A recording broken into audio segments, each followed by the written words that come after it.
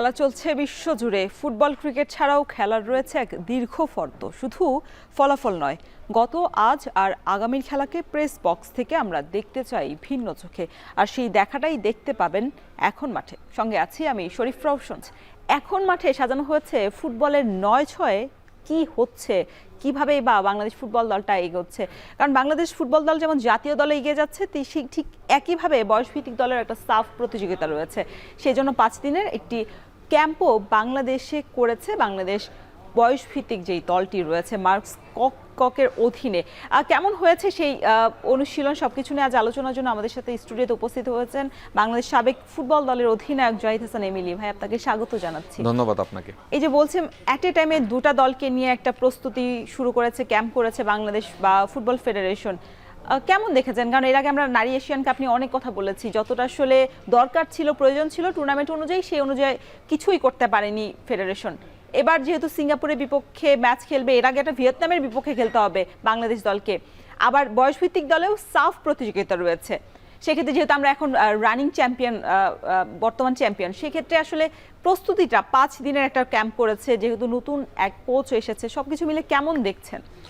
ধন্যবাদ আপনাকে, ধন্যবাদ এখন টিভিকে। যেটা হলো যে আপনি যেটা বলছেন যে আন্ডার-20 এই দলটা কিন্তু এর আগে একটা ক্যাম্প করেছিল, আমি যদি ভুল না করি, শামসুল হুদা একাডেমিতে। হ্যাঁ, ওখানে বেশ কিছুদিন যাবত ছোটন ভাই কিন্তু এই দলটার পরিচর্যা করেছিল। গোলকিপার বিপ্লব ভাই ছিল, গোলকিপার অনূর্ধ্ব-19 দলের আগে ছিল। রাইট। তো ওই ধারাবাহিকতার ক্ষেত্রেই কিন্তু এই দলটা এখন কিন্তু আন্ডার-20 যে সাফ চ্যাম্পিয়নশিপ হবে মালদ্বীপে, সেখানে খেলতে যাচ্ছে। তো সব থেকে বড় ব্যাপার হলো যে আপনি যেটা বলেছেন যে ইটস ভেরি আনফর্চুনেট যে একটা টুর্নামেন্টকে কেন্দ্র করে একজন কোচকে খুব স্বল্প সময়ের জন্য কিন্তু নিয়োগ দেওয়া হচ্ছে। আপনি যেটা বললেন যে মার্ক কক্সকে, হ্যাঁ, তো এইটা তো আসলে একটা দলের জন্য আসলে এই স্বল্প সময়ের ভিতরে দলকে অ্যাডজাস্টমেন্ট করা, টিম সেট আপ করা, টিমের ফরমেশন রেডি করা, প্লেয়ারদের চেনা জানা, এটা আসলে এই স্বল্প সময়ের ভিতরে কতটা সে করতে পারবে সেটা কিন্তু টুর্নামেন্ট শুরু হলে আমরা বুঝতে পারবো। বাট একটা জিনিস হলো যে টুর্নামেন্টে যাওয়ার আগে যেটা আমরা দেখেছি যে বেশ কিছু প্রবাসী প্লেয়ার আসছে, এবং আমার কাছে মনে হয়েছে যে দলটা বেশ ভালো হয়েছে। হ্যাঁ, কারণ এই দলে কিন্তু আমি যখন আন্ডার-17 দলের ম্যানেজার ছিলাম, ম্যাক্সিমাম প্লেয়ারই কিন্তু এখানে দেখলাম যে আন্ডার-20 এই স্কোয়াডে রয়েছে। হ্যাঁ, ফয়সাল, মিঠুদের মতো ট্যালেন্টেড প্লেয়ার এবং কিছু প্রবাসী প্লেয়ার আছে। বাট মেইন ব্যাপার হলো যে আসলে আপনি যেটা বলেছেন যে এই স্বল্প সময়ের ভিতরে আসলে প্রিপারেশনটা কেমন নিয়েছে। Preparation is very important, specially এসভিত্তিক দলগুলিতে।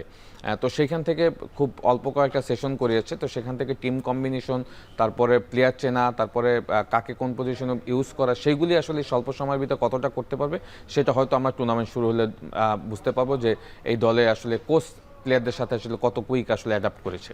আর যেহেতু আগামীকালই রওনা হবে বাংলাদেশ দল, সেক্ষেত্রে ওদের প্রথম ম্যাচ হচ্ছে 24 তারিখ পাকিস্তানের বিপক্ষে। সেই সময় প্রস্তুতিটা বা ওইখানে মালদ্বীপে গিয়েও আসলে নিজেদেরকে মানিয়ে নেওয়ার একটা বিষয় থাকবে। সেটা আসলে বাংলাদেশ দলের যারা বয়সভিত্তিক দলের ফুটবলাররা রয়েছেন, বিশেষ করে যারা বিদেশি বংশোদ্ভূত, সুলিমান ব্রাদার্সকে আমরা যদি বলতে পারি, সেই ক্ষেত্রে তারা আসলে কতটুকু অ্যাডপ্ট করতে পারবে এই দলটার সাথে বা ওই পরিবেশের সাথে।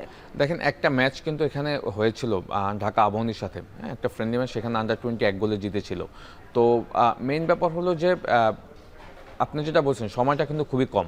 হ্যাঁ, এখানে কিন্তু যারা সুলিমান ব্রাদার্স বলেন বা আরও কিছু প্রবাসী প্লেয়ার কিন্তু রয়েছে, হ্যাঁ, তাদের সাথে আসলে আমাদের এখানকার প্লেয়ারদের আসলে কম্বিনেশন তৈরি করতে যে সময়টা দরকার, সেই সময়টা তো অবশ্যই এই 6-7টা সেশনে কখনোই সম্ভব না, যেটা সত্যি কথা।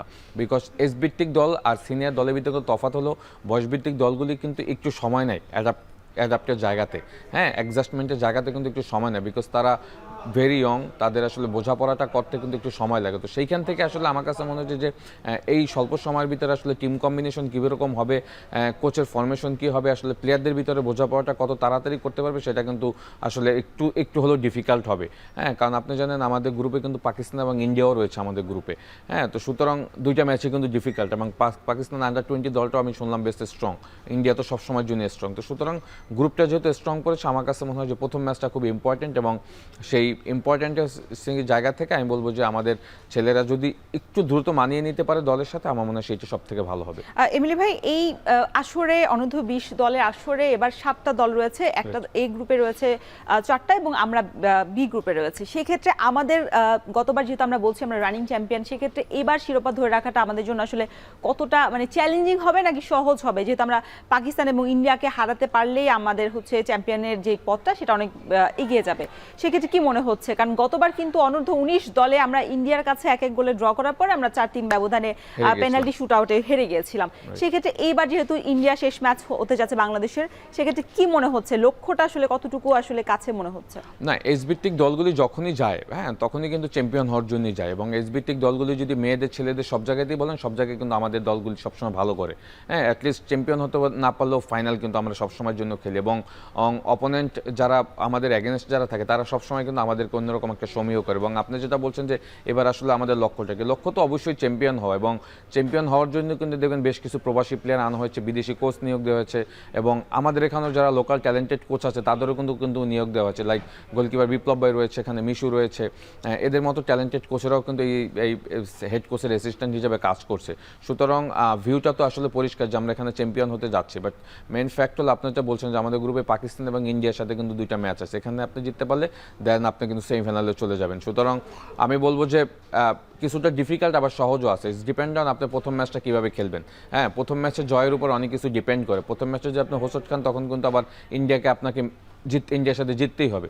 সুতরাং পাকিস্তানের সাথে 23 তারিখে যে ম্যাচটা হতে যাচ্ছে, আমি বলবো যে it is very important match. ওই ম্যাচটা যদি আপনি জিততে পারেন দেন আপনি নেক্সট ম্যাচের জন্য প্ল্যান করতে পারবেন। আমরা এখনও কিন্তু আসলে আমাদের সিনারিটা আমাদের কাছে এখনও পরিচিত না যে আসলে এই দলটা কোন স্টাইলে খেলে, তাদের আসলে চ্যাম্পিয়ন হতে পারবে কিনা। কারণ আমরা তো এখন আসলে তাদের কোনো ফ্রেন্ডলি গেম বা কোনো ম্যাচ এখনও দেখিনি, যেটা সত্যি কথা। একটা ম্যাচে ঢাকা আবাহনীর সাথে খেলেছে, তারা এখানে জিতেছে, বাট ওইটাও ট্রায়াল ম্যাচ ছিল প্রবাসী প্লেয়ারদের। তো আমি বলবো যে প্রথম ম্যাচটা খুব ইম্পর্টেন্ট, এবং ওই ম্যাচটা টোনেই বলে দেবে যে আসলে আপনি টুর্নামেন্টে কি করবেন। আপনি যেমনটা বলছেন যে আমরা কোনো ফ্রেন্ডলি ম্যাচ দেখার সুযোগ পাই না, এই একটা কথা ধরে আমি প্রশ্ন করতে চাই। সেটা আমরা অন্যান্য দলগুলো বা অন্যান্য দেশে আমরা দেখে থাকি যে অনূর্ধ্ব যারা বয়সভিত্তিক দল থাকে বিভিন্ন দেশের সাথে তারা প্রতিযোগিতার নামে, আমরা আমাদের দেশে কখনো দেখে থাকি না। এই যে আমরা যদি এই টিমটার কথাই ধরি, সেক্ষেত্রে অনূর্ধ্ব 19 দলে যে কয়টা ম্যাচ খেলেছে প্রতিপক্ষ যারা ছিল তারাই গত বছর 2025 সালে তাদের সাথে তারা লড়াই করেছে। এছাড়া আর কোনো ম্যাচের সাথে তারা বা দলের সাথে কোনো কম্পিটিটিভ ম্যাচেই যায়নি। এইটা আসলে আমাদের, আপনি যখন ছিলেন, আপনি যখন কাজ করেছেন তখনও নিশ্চয়ই আপনার এই অভিজ্ঞতাই হয়েছে। এবং আমরা নারী দলেও আমরা খুব বেশি দেখি না বয়সভিত্তিক দলে যে হাড্ডাহাড্ডি লড়াই অন্য দেশের সাথে। এই পরিকল্পনাটা কেন বাফুফের মাথায় থাকে না? শুধু জাতীয় দল কেন্দ্রিকই কেন অন্য দলের বিপক্ষে ম্যাচ খেলার সিদ্ধান্ত তারা নিয়ে থাকেন? না, ইটস ভেরি ইম্পর্টেন্ট। আপনি যেটা বললেন যে আমাদের এসবিটিক দলগুলিতে কিন্তু আমরা যখন কোনো টুর্নামেন্ট খেলতে চাই তার আগে দেখা যায় যে আমরা তেমন কোনো ফ্রেন্ডলি ম্যাচ বা স্ট্রং অপোনেন্টের সাথে ম্যাচ খেলার সুযোগ পাই না বা সুযোগ তৈরিও করি না। দেখেন আমাদের এখানে যে দলটা আছে, দলটা বেশ স্ট্রং আমার কাছে মনে হচ্ছে আমাদের দলটাকে। সুতরাং স্ট্রং আপনি তখন আরও করতে পারতেন যখন আপনি একটা দুইটা স্ট্রং টিমের সাথে 2টা ফ্রেন্ডলি ম্যাচ খেলে আপনার সাফের প্রিপারেশনটা নিতে পারতেন, সেটা কিন্তু আমরা করতে পারিনি। এবং বয়সভিত্তিক বলেই কি আসলে এইভাবে প্রিপারেশন না? মানে আমার কাছে সেটাই মনে হয়। দেখেন আমরা সিনিয়র টিম খেলতে যাবো, আমরা কিন্তু ভিয়েতনামের আগে, সিঙ্গাপুর আগে ভিয়েতনামের সাথে একটা ফ্রেন্ডলি ম্যাচ খেলবো। সো এখানেও আমার কাছে মনে হয় যে একটা দুইটা ফ্রেন্ডলি ম্যাচ অ্যারেঞ্জ করা উচিত ছিল। এবং আমি যেটা শুনেছিলাম যে জাতীয় দলের সাথে আন্ডার-20 একটা ম্যাচ হবে, সেটা হলেও কিন্তু খেলা হওয়ার কথা ছিল, কিন্তু সেটা কিন্তু হয়নি। সেটা হলেও আমার কাছে মনে হয় যে একটা ভালো হতো, কারণ একদমই প্রিপারেশন ম্যাচ ছাড়া আপনি এই ধরনের টুর্নামেন্টে খেলতে যাওয়া, এটা আমার কাছে মনে হয় যে ভেরি ডিফিকাল্ট। কারণ আপনার প্রবলেমগুলি কোথায়, যেগুলি যদি আপনি সলভ আউট না করতে পারেন তখন টুর্নামেন্টে গিয়ে কিন্তু প্রথম ম্যাচে আপনাকে একটা বাধাগ্রস্ত হতে হবে। আমার কাছে মনে হয় যে আপনি যদি সাফার অন্যান্য দলগুলি দেখেন, আমার কাছে মনে হয় যে তারা দেখবেন যে আমাদের তুলনায় ভালো প্রিপারেশন ম্যাচ খেলে আসছে বা ভালো একটা প্রিপারেশন নিচ্ছে। সেই তুলনায় কিন্তু আপনি যেটা ইজ ভেরি ইম্পর্টেন্ট যে আমরা এসবিটিক দলগুলিকে কখনই ছেলে বা মেয়েদের ক্ষেত্রে আমরা কিন্তু আন্ডার-20 দেখবেন এশিয়া কাপ খেলতেও কিন্তু যাবো, সেখানেও আমি জানি না কোনো ফ্রেন্ডলি ম্যাচ অ্যারেঞ্জ করতে পেরেছি কিনা, এখনো পর্যন্ত কিছু বলেনি। তো সুতরাং আপনার কথাটাই ক্লিয়ার যে আমরা আসলে এই এসবিটিক দলগুলিতে আসলে আমরা ওইভাবে ফোকাস রাখি না। বাট আপনি যদি এইখানে ফোকাস না রাখেন তখন কিন্তু আপনি আপনার মেইন যে জাতীয় দল যখন, তখনই কিন্তু এই ল্যাকিংসগুলি কিন্তু তখন কিন্তু অটোমেটিক চলে আসে। সুতরাং তাদের প্রতি কিন্তু আমার কাছে মনে হয় যে বেশি আমাদের সময় দিতে হবে এবং আমাদের তাদের পিছনে কিন্তু আমার মনে হয় ইনভেস্টমেন্টটা বেশি করতে হবে। এবং একটা দুইটা ফ্রেন্ডলি ম্যাচ যদি খেলাটা যেত স্ট্রং টিমের সাথে, তখন কিন্তু আমার কাছে মনে হয় যে তাদের প্লেয়ারদেরও কিন্তু মেন্টালিটিটা কিন্তু ওই লেভেলে গিয়ে তার টুর্নামেন্টটা শুরু করতে পারতো। এমিলি ভাই, আরও অনেক আলোচনা করবো, তবে একটা কথা বলছিলাম বাংলাদেশ ফুটবল দলের প্রস্তুতি নিয়ে। এমিলি ভাই যেটা বলেছে, বিরতির আগে আলোচনা করছিলাম যে এই যে বয়সভিত্তিক দলগুলোকে কেন্দ্র করে যে পরিকল্পনাটা হওয়া উচিত একদম শুরু থেকে, সেটা কখনোই বাংলাদেশ ফুটবল ফেডারেশনের অধীনে হয় না। শুধু আমরা যখন বয়সভিত্তিক দলের সাফ টুর্নামেন্টগুলো খেলে থাকি সেগুলোর সাথে আমরা বাইরের দলের সাথে প্র্যাকটিস করার সুযোগ পেয়ে থাকি। এবং বিশেষ করে কোচ নেওয়ার বিষয়টা আমরা যদি একটু এর আগে একটু পরিসংখ্যানটা দেখতে চাই যে বাংলাদেশ ফুটবল দলে বয়সভিত্তিক দলের পারফরমেন্সটা কি করেছে তারা, কারণ অনেকগুলো তারা চ্যাম্পিয়ন হয়েছে এর আগের বারও, অনূর্ধ্ব 19, 18 এবং দলে আমরা যদি একটু 2017 সাল থেকে দেখতে চাই, যেটা হচ্ছে রাউন্ড রবিন লিগ পদ্ধতিতে ছিল। বাংলাদেশ নেপালের বিপক্ষে তারা হচ্ছে রাউন্ড রবিন লিগ পদ্ধতিতে হেরে যাওয়াতে রানার্স আপ হয়েছে, সেটা অনূর্ধ্ব 18 ছিল। 2019 সালে ভারতের কাছে বাংলাদেশ 2-1 ব্যবধানে হেরেছে অনূর্ধ্ব ওই একই পর্যায়ে। 2022 সালেও বাংলাদেশ একই প্রতিপক্ষ ভারত 5-2 ব্যবধানে হেরেছে, সেটা অনূর্ধ্ব 20 ছিল। এবং 2024 সালে যেটা বলছিলাম যে আমরা এখন এই টুর্নামেন্টের রানিং চ্যাম্পিয়ন, বাংলাদেশ নেপালের বিপক্ষে আমরা 4-1 ব্যবধানে জিতেছিলাম। এবং 2025 সালে সবশেষ ভারতের বিপক্ষে অনূর্ধ্ব 19-এ 1-1 গোলে ড্র করাতে আমরা সেই ম্যাচটা আমরা রানার্স আপ হয়েছি। এই যে বাংলাদেশ দলের যে পারফরমেন্স, সেই পারফরমেন্সটা আসলে পুরো টিমের যে বর্তমান পরিস্থিতি বা সারা বছর যে প্রস্তুতিটা হয়ে থাকে সেটার উপরেই ভিত্তি করে আসলে এগুলো কাজ হয়ে থাকে। এই টেবিলটা দেখে কি মনে হচ্ছে, বাংলাদেশ দল মানে আগাচ্ছে সামনের দিকে নাকি একই অবস্থানে আছে? কারণ একটা আমরা 2024 সালে একবার আমরা অনূর্ধ্ব 20 চ্যাম্পিয়ন হয়েছি। না, আপনি যদি দেখেন স্টার্টে কিন্তু দেখেন প্রত্যেকবারই কিন্তু বাংলাদেশ ফাইনাল খেলেছে। হ্যাঁ, ম্যাক্সিমাম রানার আপ হয়েছে, চ্যাম্পিয়ন হয়েছে শুধু একবার, মানে ফাইনালে দৌড়ে যেতে পেরেছে, তবে চ্যাম্পিয়ন হওয়ার মুকুটটা তাদের খুব বেশি অর্জন করতে পারেনি। রাইট। তো ব্যাপারটা হলো যে আমরা কিন্তু ট্র্যাকে আছি, বাট আমার কাছে মনে হয় যে আমরা যদি এখান থেকে আরও যদি সামনের দিকে যেতে চাই, তখন আপনাকে কি করতে হবে, এই রানার আপ থেকে আমাদেরকে রেগুলার চ্যাম্পিয়ন হতে হবে। চ্যাম্পিয়ন হলে আর তখন আপনি কিন্তু আসিয়ান কান্ট্রির সাথে কিন্তু আপনি কমপ্লিট করতে পারবেন, ফাইট করতে পারবেন, লাইক সিঙ্গাপুর, মালয়েশিয়া, থাইল্যান্ড, এদের সাথে কিন্তু তখন আপনি রেগুলার বেচে কিন্তু ভালো করতে পারবেন। বাট এখনও কিন্তু আপনি যে সাফের দলগুলির ভিতরেই পড়ে রয়েছেন, এবং আমাদের ফুটবল নট অনলি এসবিটিক দল, আমাদের সিনিয়র টিমও আমরা কিন্তু এখনও সাফ থেকে বেরোয় কিন্তু আমরা অন্যান্য আসিয়ান বা মিডল ইস্ট বা আমাদের থেকে ওপরের যে দলগুলি তাদের সমকক্ষ দল কিন্তু এখনও হতে পারেনি। হ্যাঁ, তো এটা হতে পারিনি দেখেই কিন্তু এসবিটিক দলগুলো কিন্তু এখন সাফে এখানে গিয়ে কিন্তু রেগুলার আমরা কিন্তু চ্যাম্পিয়ন হতে পারি না, ফাইনালি গিয়ে আমরা হেরে যাই। এবং এই পারফরমেন্স কিন্তু আমাদের জাতীয় দলও পরে গিয়ে আপনি দেখবেন আমরা 11th আওয়ারে গিয়ে কিন্তু আমরা গোল কনসিড করে ম্যাচ হেরে যাই, আর ড্র করি। হ্যাঁ, সুতরাং এই হেবিটটা কিন্তু এই এসবিটিক দল থেকে আসছে। সুতরাং আমার কাছে মনে হয় আমরা এখান থেকে আমাদেরকে বের হতে হলে আমরা প্রথম আলোচনা করেছিলাম যে আমাদের প্রিপারেশনের যে ব্যাপারটা, হ্যাঁ, ওইটা কিন্তু এসবিটিক দলে আরও বাড়াতে হবে। হ্যাঁ, এবং আমার কাছে মনে হয় যে আমাদের ওই জায়গাতে ইনভেস্ট বেশি করতে হবে, কোচিং স্টাফ থেকে শুরু করে আমাদের ওইখানে আরও হাই কোয়ালিটি, এবং আমার কাছে মনে হয় যে তাদের ফ্যাসিলিটিসের যে স্ট্যান্ডার্ড সেটা আরও বাড়াতে হবে। তখনই কিন্তু আপনি ওখান থেকে কোয়ালিটি প্লেয়ার পাবেন যারা কিনা জাতীয় দলকে আপনাকে নিয়মিত সার্ভিস দেবে, এবং আমার মনে হয় যে সাফ থেকে আমরা আসিয়ান লেভেল বা এশিয়াতে বড় দলগুলির সাথে খেলার মতো অবস্থা তৈরি করতে পারবো। দলগুলো বেস্ট যদি প্রস্তুতি বলি, সেই প্রস্তুতির জায়গাটাতে আসলে একটা ভালো একটা কোচ নিয়োগ দেওয়ার প্রয়োজন, এবং সেই কোচ ধারাবাহিকভাবে যেন দলের সাথে থাকতে পারে সেই প্রক্রিয়াটা তো হতে হবে। আমরা একটু দেখতে চাই যে বাংলাদেশ এই বয়সভিত্তিক দলের ধারাবাহিকতা কিভাবে, কেমনভাবে কোচ পরিবর্তন হয়েছে বা কত সাল পর্যন্ত তারা থেকেছে। আমরা 2011 সাল লাস্ট 10 বছরের পরিসংখ্যানটা একটু দেখতে চাই। সেটা 2011 সাল নিকোলা লেভস্কি ছিলেন মেসিডোনিয়ার, তিনি নিয়োগপ্রাপ্ত হয়েছিলেন এবং 2 বছর কাজ করেছেন বাংলাদেশ অনূর্ধ্ব দলের সাথে। 2013 সালে আমরা দেখছি আবারও কোচ পরিবর্তন হয়েছে, রেনে কোস্টার আছেন নেদারল্যান্ডসের। 2015, 16, 17 বাংলাদেশের কোচরাই তারা কাজ করেছেন। সাইফুল বাড়ি টিটু এখন যিনি ডেভেলপমেন্ট বা টেকনিক্যাল কমিটির হয়ে কাজ করছেন, তিনি ওখানে আছেন। মাহবুব হোসেন রক্সি আছেন বাংলাদেশের। এরপরে আবার 2017, কারণ মাহবুব হোসেন রক্সি 2017 পুরো মৌসুমটা কাজ করেনি, 2017-18তে আবার একজন ইংল্যান্ডের কোচ নিয়োগ দেওয়া হয়েছে, অ্যান্ড্রু অর্ড আছেন তিনি। এবং আমরা যদি আরেকটু পরে দেখতে চাই যে আরও অনেক কোচ রয়েছে। 2018 সাল পরে 19 সালে অ্যান্ড্রি পিটার টার্নার আছেন যিনি ইংল্যান্ডের, তিনি কাজ করেছেন, তিনি একটা লং টাইম কাজ করেছেন বাংলাদেশ দলে। 2022 সালে পলিসি বলে দেখি, যেটা পরবর্তীতে তিনি টেকনিক্যাল ডিরেক্টর হিসেবে নারী দলের সাথে অনেকদিন কাজ করেছেন। 2022-23 সালে রাশেদ আহমেদ পাপ্পু বাংলাদেশের, এবং পরপর মারুফুল হক এবং গোলাম রব্বানী ছোটনও দীর্ঘ একটা সময় কাজ করেছেন এই বয়সভিত্তিক দলের সাথে। এখন মার্ক কক্স আছেন। সবকিছু মিলে আসলে মানে বাংলাদেশ দলের আমরা দেখছি বিদেশি কোচ রয়েছেন, বাংলাদেশি কোচরা রয়েছেন, তবে এই যে একটা ধারাবাহিক পারফরমেন্স বা ধারাবাহিকভাবে থেকে যাওয়া লং টাইম, সেইটা কখনো হতে পারেনি। সেটা হলে আরেকটু ভালো হতো কিনা দলের জন্য প্রস্তুতিতে। দেখেন একাডেমিক্যালি যে কোচগুলি, এসবিটিক দলের যে কোচগুলি, এগুলি বারবার শিফট হলে কিন্তু প্লেয়ারদের পারফরমেন্সের উপর বড় একটা ইম্প্যাক্ট পড়ে। হ্যাঁ, এটা সারা পৃথিবীতেই দেখবেন যে একাডেমিক্যালি যে কোচগুলি বা এসবিটিক দলের কোচগুলি তারা কিন্তু কন্টিনিউ একটা প্রসেস মেনটেন করে।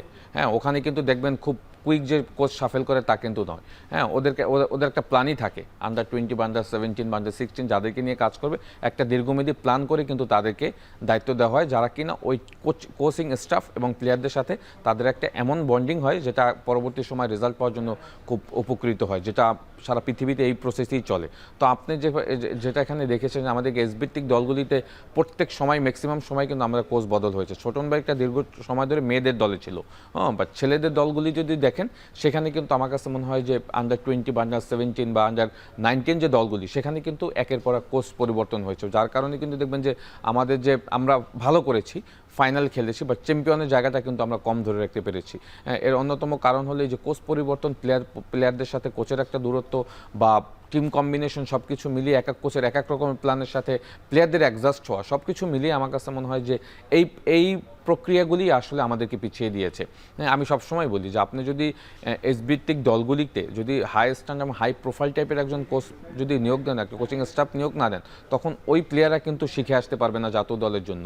সুতরাং ওই লেভেলেই আপনাকে বেশি ইনভেস্ট করতে হবে এবং ওইখানেই কিন্তু আপনাকে কোচিং স্টাফের মান বাড়াতে হবে। এবং আমি মনে করি যে ওদেরকে নিয়ে যদি আপনি ফিউচার প্ল্যান না করেন, তখন তো আসলে এদেরকে দিয়ে আপনি জাতীয় দলে কাজ করাতে পারবেন না। সুতরাং ওই লেভেলে আমরা এখনও কিন্তু ওই গুরুত্বটা দিচ্ছি না, যার কারণেই কিন্তু দেখবেন যে আমরা ভালো করছি বাট আলটিমেটলি চ্যাম্পিয়ন হতে পারছি না। বাট সাফে যদি এখনও দেখেন, আমার কাছে মনে হয় যে আমাদের ভিত্তিক যে ট্যালেন্ট রয়েছে, সব থেকে বেশি ট্যালেন্টেড প্লেয়ার আমাদের বাংলাদেশে রয়েছে, যদি অনেস্টলি বলি, অন্যান্য দেশের তুলনায় ইন্ডিয়া বলেন বা পাকিস্তান বলেন, বিকজ তারা এই ফ্যাসিলিটিস মাধ্যমেই কিন্তু তারা দেখবেন যে ফাইনাল খেলছে, ভালো করছে। হ্যাঁ, বাট তাদেরকে যদি ফ্যাসিলিটিস বেশি ইনশোর করেন, at the same time coaching স্টাফে যদি আপনি একটা ভালো স্ট্যান্ডার্ড মেনটেন করবেন, দেখবেন যে এই প্লেয়াররা আপনাকেই কিন্তু একটা সময় অন্য উচ্চতায় নিয়ে যাবে। সুতরাং আমি বলবো যে ভিত্তিক দলগুলিতে আমি অনেক আগে আপনাদের এই শোয়েতেই বলেছি যে আমাদের ভিত্তিক দলগুলি নিয়ে কিন্তু এখন আমাদের তেমন কোনো পরিকল্পনা নাই। সুতরাং ওই পরিকল্পনাটা হচ্ছে সব থেকে বেশি এবং ওখানে সব থেকে বেশি গুরুত্ব দেওয়া উচিত। এমিল ভাই, আরেকটা জিনিস আমি খেয়াল করেছি যে বয়সভিত্তিক দলে যখনই যারা কোচ হিসেবে নিয়োগ প্রাপ্ত হন, তাদের খুব বেশি যে মানে বাংলাদেশ দলের মতো ওই যেই দেশে তিনি থাকেন, ইংল্যান্ড হোক বা অন্য মেসিডোনিয়া হোক, সেই দলের যে মূল দলের সাথে কাজ করার অভিজ্ঞতা খুব বেশি কোচের নেই, যারা বাইরের দেশ থেকে এসেছেন। আমরা মার্ক কক্সের কথাই বলতে পারি, তিনি কিন্তু এই যে শুধু বাংলাদেশ দলটাই মূল দল হিসেবে তার সিভিতে যোগ হতে যাচ্ছে। সেক্ষেত্রে এই যে বাংলাদেশ দলের কোচ নির্বাচনের ক্ষেত্রেও যে বাফুফের আসলে উদাসীনতার জায়গাটা রয়ে গেছে কিনা এখনো বয়সভিত্তিক দলের ক্ষেত্রে, কারণ আমরা দেখে থাকি এটা, মানে আপনি বলছিলেন যে বয়সভিত্তিক দল থেকেই তো পরবর্তীতে জাতীয় দলে তারা হচ্ছে নিজেদেরকে জায়গা করে নেবেন। সেক্ষেত্রে তাদের এই জায়গায় যদি ভিতটা শক্ত না থাকে, তাহলে পরবর্তীতে ওই জায়গাটা একটু নড়বড়ে হয়ে যায়। সেই জায়গায় আরেকটু বেশি সজাগ হওয়া বা নজরদারি বাড়ানোর সুযোগ আছে কিনা বাফুফের? সজাগ হওয়ার সুযোগ আছে কিনা, সজাগ হতে হবে। হ্যাঁ, সুযোগ আছে কিনা সেটা তো কোশ্চেন থেকে যায়, বাট আমার কাছে মনে হয় যে ওই জায়গাটাতে নিয়েই বেশি আমার মনে হয় ফোকাস করতে হবে। নট অনলি সিনিয়র জাতীয় দল, ভিত্তিক দল। আপনি মার্ক কক্সের কথা বললেন, মার্ক কক্স সম্পর্কে আমি এই আপনাদের সাথে আস্তে আস্তে দেখলাম যে তার সার্টিফিকেট নাকি অরিজিনাল না, তার নাকি ওয়েফা প্রো লাইসেন্স, যে কোচিং লাইসেন্স যেটা থাকতে হয় জাতীয় দলে কোচিং করতে, সেই লাইসেন্সও যেটা শুনলাম সেটাও নাকি তার ঠিক নেই। আমি ঠিক জানি না, আমি যেটা মানে সোশ্যাল মিডিয়াতে দেখলাম। এগুলি যদি হয় তাহলে তো দেখতে হবে যে বাংলাদেশ ফুটবল ফেডারেশন আসলে কোচ নিয়োগের আগে আসলে যাচাই বাছাই বলেন বা তাদের লাইসেন্সিংয়ের যে প্রক্রিয়াগুলি সেগুলি ঠিকঠাক আছে কিনা সেগুলি যাচাই না করেই নিয়োগ দেয়। এবং ইটস ভেরি আনফর্চুনেট যে 1 মাসের জন্য একটা দলের একজনকে কোচ হিসাবে নিয়োগ দেওয়া, এটা আসলে কতটা যুক্তিযুক্ত সেটাও আসলে দেখার বিষয়। সব কিছু মিলেই কিন্তু এই কোচ নিয়োগের ব্যাপারে কিন্তু বাংলাদেশ ফুটবল ফেডারেশন অনেক উদাসীনতা, নট অনলি এবারে, অনেক বছর ধরে, বিগত বছরগুলো আমরা যখন খেলেছি তখনও। হ্যাঁ, আপনি যদি আমরা যদি কথাই বলি, ক্যাভরেরার কথাই বলি, দেখেন আমরা সবসময় কিন্তু ক্যাভরেরার সমালোচনা করেছি, বাট বাফুফে যেটা করছে যে তারা কিন্তু তাদের প্রসেস মেনটেন করে যাচ্ছে। বাট আপনার দলের স্ট্যান্ডার্ড অনুযায়ী যদি আপনি কোচিং স্টাফ না দিতে পারেন, তখন ওই দলে কিন্তু সাকসেস পাওয়াটা ইজ ভেরি ডিফিকাল্ট। এখন তো জাতীয় দল, সিনিয়র জাতীয় দল যেটা খেলছে, তার তো একটা স্ট্যান্ডার্ড দল মেনটেন হয়েছে, ঠিক আছে। তো সেখান থেকে কিন্তু আপনার কোচিং স্টাফটাও কিন্তু আসলে ওই লেভেলে নিতে হবে। সুতরাং এটা কিন্তু এই জিনিসগুলি কিন্তু ভিত্তিক দল থেকেই কিন্তু আস্তে আস্তে জাতীয় দলেও কিন্তু বড় একটা ইম্প্যাক্ট পড়ে। এবং আপনি যখন আন্ডার-20-তে বা আন্ডার-19 বা আন্ডার-17 যে কোচিং স্টাফগুলি বিগত দিনেও দেখেছি, সেখানেও আমার কাছে মনে হয়েছে যে আমি সবসময় বলি যে যাচাই বাছাই করা উচিত এবং কোচিং স্টাফটা যদি যতদিন পর্যন্ত স্ট্যান্ডার্ড মেনটেন না করবেন, ততদিন পর্যন্ত কিন্তু প্লেয়ারদের কাছ থেকে আপনি ভালো সার্ভিস পাবেন না। এমিল ভাই, আরো অনেক কথা রয়েছে ফুটবল এই বয়সভিত্তিক দলে নিয়ে আসলে কতটা নয়ছয় হচ্ছে সেটা নিয়ে আলোচনার সুযোগ রয়েছে এবং আলোচনা করব নিশ্চয়ই, তবে একটা বিরতি নিতে হচ্ছে। আছেন বাংলাদেশ ফুটবল দলের সাবেক অধিনায়ক জহিদ হাসান এমিলি। এমিল ভাই, কথা বলছিলাম যে বাংলাদেশ বয়সভিত্তিক দলটা নিয়ে, আপনি বলছিলেন মার্ক কক্সের এই যে বিভিন্ন গুঞ্জন রয়েছে, তিনি যে সার্টিফিকেট বা যে সিভিটা দিয়েছে সেই সিভিটা আসলে তার প্রপার হয়নি, বা তার যে লাইসেন্সধারী যে যোগ্যতার বিষয়টা সেটা আসলে যথাযোগ্য হয় না, বা ওইটা আসলে এখনো প্রমাণ করার সুযোগ রয়েছে। সেই ক্ষেত্রে বাফুফের যে তদারকির বিষয়টা বা যাচাই বাছাই যে প্রক্রিয়া, সেটা থেকে আসলে সবসময় গাফিলতি থেকে যায় কিনা, যে হ্যাঁ একটা তাড়াহুড়ো করে 1 মাসের কোচের জন্যই তো আসলে নিয়োগ দেওয়া হচ্ছে, সেক্ষেত্রে মানে কম সময়ের জন্য নিয়োগে তাদেরকে আরো একটু বেশি মানে যেটা বলছিলাম যে নজরদারি বাড়ানো উচিত ছিল কিনা? তা তো অবশ্যই। দেখেন যেহেতু আশেপাশে গুঞ্জন এসছে, নিশ্চয়ই খবরটা কিছুটা হলেও সত্যি হতেও পারে। দেখেন বিগত দিনে যত কোচ বাংলাদেশে এসেছে আপনি দেখবেন যে আপনারা মিডিয়ার মাধ্যমে কিন্তু সবাই জানতো যে কখন কোচ কোত্থেকে কোন কোচ কোন দলের জন্য আসছে, এসবিটিক দল আর সিনিয়র দল। বাট এবার মার্ক কক্স যে আসছে হঠাৎ করেই কিন্তু চলে আসছে, এবং সেটাও দেখলাম যে 1 মাসের জন্য। এটা কিন্তু আমরা কেউ জানতাম না।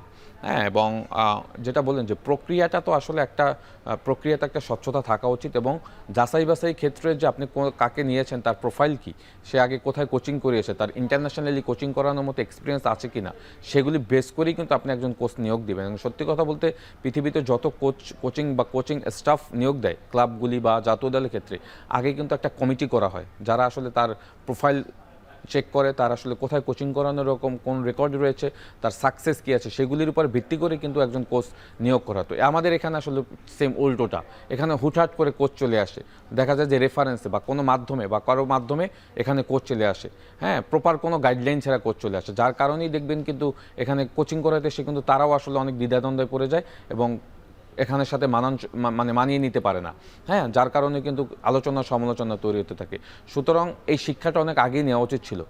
কোচিং স্টাফ বা হেড কোচ নিয়োগ দেওয়ার আগে প্রক্রিয়াটা যে থাকতে হবে, যে প্রক্রিয়া যেতে হবে, বা যে প্রোফাইলের কোচ আনবেন বা যেভাবেই আপনি কোচ নিয়োগ দেন, একটা কমিটি করে তাদের মাধ্যমে যদি আপনি নিয়োগ দেন, তখন কিন্তু এখানে আপনারা যারা মিডিয়া রয়েছেন তারাও কিন্তু আসলে এই জবাবদিহিতার ভিতরে থাকতে পারবেন বা আনতে পারবেন তাদেরকে, যে কোন প্রক্রিয়া আপনি কোচ নিয়োগ দিলেন। সো সেই সিস্টেমটা কিন্তু আমরা এখানে মেনটেন করি না। আচ্ছা, সেক্ষেত্রে বাংলাদেশ ফুটবল দলের যে বিষয়টা বয়সভিত্তিক দলের, সেক্ষেত্রে ম্যানেজার যিনি এইবার হয়েছেন, নামটা নিশ্চয়ই আমি প্রথমবার শুনেছি, আপনি শুনেছেন কিনা জানি না, সামিদ কাসিম, যিনি তার কোনো, আমার জানা মতে তার কোনো ফুটবলের ব্যাকগ্রাউন্ড নেই। সেক্ষেত্রে একটা বয়সভিত্তিক দলের বা জাতীয় দলের ম্যানেজার হতে হলে যেই যোগ্যতা থাকা উচিত, সেটা কি এই ভদ্রলোকের আছেন কিনা? কারণ আপনি অনূর্ধ্ব-17 দলে কয়েকদিন আগে ম্যানেজার হিসেবে কাজ করেছেন এবং আপনি ফুটবলার, নিশ্চয়ই আরো ভালো বলতে পারবেন এই বিষয়ে। দেখেন, আমি ওনাকে আসলে ঠিকভাবে চিনি না, মানে যেটা হয় আর কি, আমাদের ফুটবল ফেডারেশন হুটহাট করে আসলে অফিসিয়াল কোচ মানে কে জানি কোত্থেকে হয়ে যায় আর কি। হ্যাঁ, প্রসেসটা মেনটেন করা হয় না। এবং যেটা সত্যি কথা, ম্যানেজার হতে হলে তো অ্যাটলিস্ট ফুটবল সম্পর্কে একটা আইডিয়া থাকতে হবে, বা অর্গানাইজার হিসাবে একটা আইডিয়া থাকতে হবে, বা যে কোনোভাবেই সে তাকে ফুটবলের সাথে রিলেটেড থাকতে হবে। আমি ঠিক জানি না উনি আসলে ফুটবলের সাথে রিলেটেড আছে কিনা। আমি এর আগে কখনো ওনাকে ফুটবলের সাথে ওইভাবে রিলেটেড দেখিনি। বাট ম্যানেজার প্রক্রিয়াটা হলো যে সবসময় দেখেছি বাংলাদেশ ফুটবল ফেডারেশন ম্যানেজার নিয়োগের ক্ষেত্রে তাদের আশেপাশের লোকজনকে বা তাদের পছন্দের লোকদেরকেই কিন্তু তারা ম্যানেজারশিপ দিয়ে কিন্তু দলের সাথে পাঠিয়েছে। বাট যারা এক্স ফুটবলার রয়েছে তাদেরও কিন্তু একটা স্বপ্ন থাকে এসবিটিক দলগুলি ম্যানেজার হবে বা জাতীয় দলে ম্যানেজার হবে, তাদেরও কিন্তু এই জায়গাগুলি কিন্তু তারা এই জায়গাগুলিতে কিন্তু কাজ করতে চায়। আপনি যেটা বলেছেন যে লাস্ট ইয়ার আমি আন্ডার-17 ম্যানেজার ছিলাম, কম্বোডিয়াতে গিয়েছিলাম, টিটু ভাই হেড কোচ ছিল, তারপরে কিন্তু আমাকে আর আসলে কোনো রকমের কোনো অ্যাসাইনমেন্টে পাঠানো হয়নি।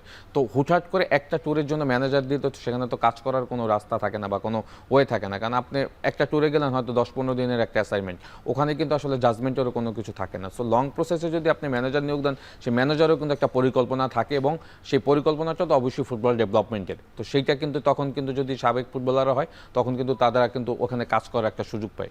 সুতরাং আমি বলবো যে এটা আমি আসলে ফুটবল ফেডারেশনই ভালো জানে আসলে তারা কোন প্রসেসে আসলে ম্যানেজার নিয়োগ দেয় বা কোচিং স্টাফ নিয়োগ দেয়, বা টিমের সাথে যারা টিম লিডার হিসেবে যায় কিভাবে তারা করে, এটা আসলে তারাই ভালো বলতে পারবে। মানে তাদের পরিকল্পনার ঘাটতি নাকি আসলে স্বজন প্রীতিটা বেশি? আমার কাছে মনে হয় স্বজন প্রীতির এখানে বড় একটা সুযোগ রয়েছে, কারণ ম্যানেজার নিয়োগ ইজ এ প্রফেশনাল সিস্টেমে যদি আপনি দেখেন, সেখানে আমার কাছে মনে হয় যে ম্যানেজার থাকবে তার কিন্তু একটা বড় দায়িত্ব থাকে টিমের প্রতি। হ্যাঁ, তো সেখান থেকে তাকে জানতে হবে যে টিমটাকে কিভাবে অর্গানাইজ করতে হবে, প্লেয়াররা কিভাবে হ্যাপি থাকবে, প্লেয়ারদের সাথে কমিউনিকেশন কি থাকবে। হ্যাঁ, হুটহাট করে একজন আসলে হয় কি প্লেয়ারদের সাথে ওই ম্যানেজারের কমিউনিকেশনে কিন্তু একটা প্রবলেম এই ক্ষেত্রে স্বজন প্রীতিতে বাফুফের স্বজন প্রীতি ঠিক থাকছে, তবে বাফুফের যারা ফুটবলার রয়েছেন তারা তো আলটিমেটলি ক্ষতিগ্রস্ত হচ্ছে। আমি যেটা বললাম যে আপনি একটা দলের ম্যানেজার হবেন, ওই প্লেয়াররা যদি আপনার সম্পর্কে না জানে, আপনাকে যদি না চিনে, তখন কিন্তু ওই প্লেয়ারদের প্রবলেমগুলি আপনি কিন্তু ঠিকঠাকভাবে কিন্তু ওই ম্যানেজারের কাছে বলতে পারবে না, কারণ আলটিমেটলি সব প্রবলেমগুলি কিন্তু ম্যানেজারই সলভ আউট করে। হ্যাঁ, কোচ শুধু মাঠে ট্রেনিং সেশনগুলি করায়, বাট অফ দ্য ফিল্ডের যে কাজগুলি থাকে, হ্যাঁ, সেগুলি কিন্তু ম্যানেজারই করতে পারেন। অনেক প্রবলেম থাকে প্লেয়ারদের, সেগুলি প্লেয়াররা কিন্তু ফেস করতে হয় ম্যানেজারের সাথে। সুতরাং ম্যানেজার যদি প্লেয়ারদের সাথে বন্ডিংটা ভালো না থাকে, তখন কিন্তু প্লেয়ারদের এই প্রবলেমগুলি সলভ হয় না, তখন কিন্তু এটা পারফরমেন্সের উপর বড় একটা ইফেক্ট পড়ে। অন্তত ক্যাম্প চলাকালীন তো আসলে সার্বক্ষণিক 24 ঘন্টা প্লেয়ারদের সাথে থাকা উচিত, কারণ আমরা আমাদের আসলে মিডিয়া, এবার আপনি নিশ্চয়ই জানেন, মিডিয়া আমাদের মাঠেও অ্যালাউ করেনি।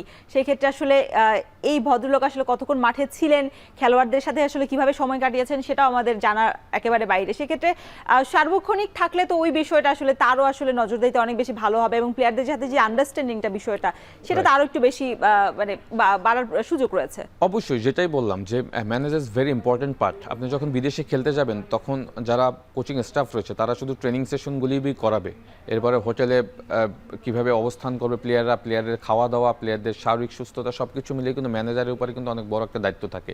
এবং এখানে যে 6-7 দিন ট্রেনিং করিয়েছে, সেখানেও কিন্তু ম্যানেজার একটা বড় ভূমিকা ছিল। প্লেয়ারদের নিউট্রিশন ঠিক ছিল কিনা, খাওয়া দাওয়া ঠিক ছিল কিনা, তাদের থাকার জায়গাটা ঠিক ছিল কিনা, এগুলি কিন্তু ম্যানেজারকে মেনটেন করতে হয়। সুতরাং সেখানে যদি প্লেয়ারদের সাথে ম্যানেজারের একটা দূরত্ব থাকে, তখন কিন্তু প্লেয়াররা ওই কমপ্লেনগুলি কিন্তু প্রপারলি করতে পারে না, যে প্রবলেমগুলি, তো তখন কিন্তু প্রবলেমগুলো সলভ আউট হয় না। সুতরাং আমি বলবো যে এখানে ম্যানেজার নিয়োগ দেওয়ার ব্যাপারটাও কিন্তু আমি মনে করি যে একটা গুরুত্বর সাথে দেখা উচিত। এখানে আপনি যাকে তাকে দলের ম্যানেজার বানালেই হবে না। হ্যাঁ, যেমন আমাদের জাতীয় দলে আমের ভাই ম্যানেজার, হ্যাঁ, ইটস গুড সাইন, অনেকদিন ধরে সে আছে।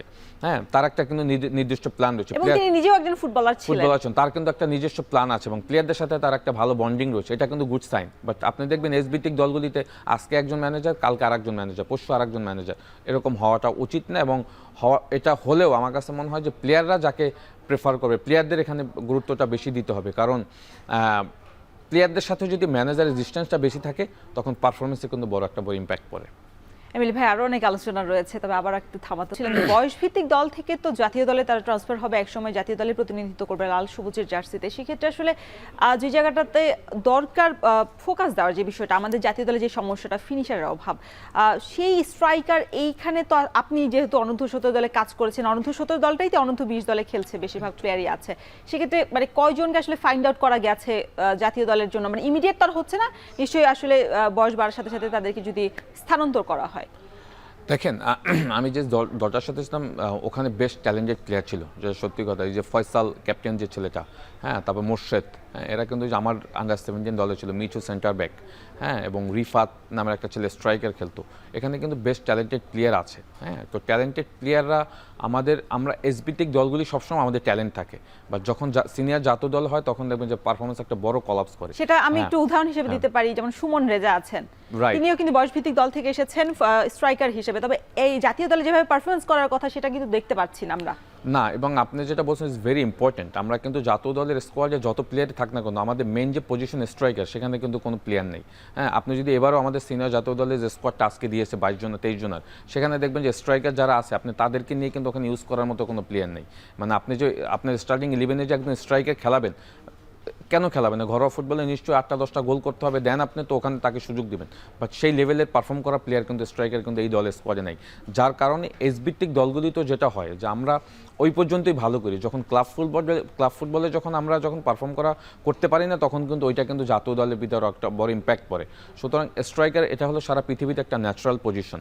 হ্যাঁ, আপনি চাইলেই এইটাকে আপনি অনেক কিছু করে ফেলতে পারবেন না। আপনাকে এখানে রেগুলার আপনাকে বেশ গোল করতে হবে, এবং এটার প্রতি একটা প্যাশন থাকতে হবে এই পজিশনটার প্রতি। যেটা আমার কাছে মনে হয়েছে যে আমাদের এসবিটিক দলগুলিতে আমাদের বেস্ট ট্যালেন্টেড প্লেয়ার রয়েছে, বাট তারা যখন সিনিয়র জাতীয় দলে হয় এবং ক্লাব ফুটবলে যায়, তখনই আসলে তারা এই জায়গাটা থেকে হারিয়ে যায়। সুতরাং এটা যদি আপনি বলেন যে সমাধান কথা, আমার কাছে মনে হয় যে আমাদের আসলে ওই প্লেয়ারদের প্রোটেক্ট করতে হবে। হ্যাঁ, প্লেয়ারদের পারফরমেন্স বিচার করে আমার মনে হয় যে তাদেরকে একটা এক্সট্রা নজর রাখতে হবে যে কোন স্ট্রাইকার আসলে ভালো করছে এসবিটিক দলগুলিতে, এখন থেকে আসলে ভাগ করে খেলানো উচিত। রাইট, এবং এদেরকেই দেখবেন যে আপনি স্ট্রাইকিং পজিশনে আপনি যদি ভালো করে এসবিটিক আন্ডার-20 বা আন্ডার-17, তাদেরকে আপনি সিনিয়র জাতীয় দলের সাথে আস্তে আস্তে অ্যাডজাস্ট করান, অ্যাডাপ্ট করান, তখন কি হবে, তার একটা বড় এক্সপিরিয়েন্স হবে। যখন আপনি তাকে মাঠে দিবেন, তখন সে কিন্তু পারফর্ম করার চেষ্টা করবে। সুতরাং আমি বলবো যে এসবিটিক দল থেকেই শুরু করতে হবে আমাদের আসলে সেই কার্যক্রমটা। এমিল ভাইয়া, অনেক ধন্যবাদ এত সুন্দর আলোচনার জন্য এতক্ষণ, এবং আপনি যেভাবে আসলে পরিকল্পনা বা সমাধানের যে পথটা দেখিয়েছেন, নিশ্চয়ই বাফুফে আসলে যদি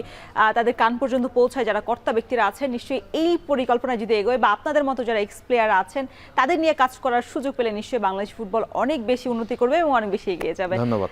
দর্শক, শেষ করছি এখন মাঠের আজকের আয়োজন। এতক্ষণ সঙ্গে থাকার জন্য সবাইকে ধন্যবাদ।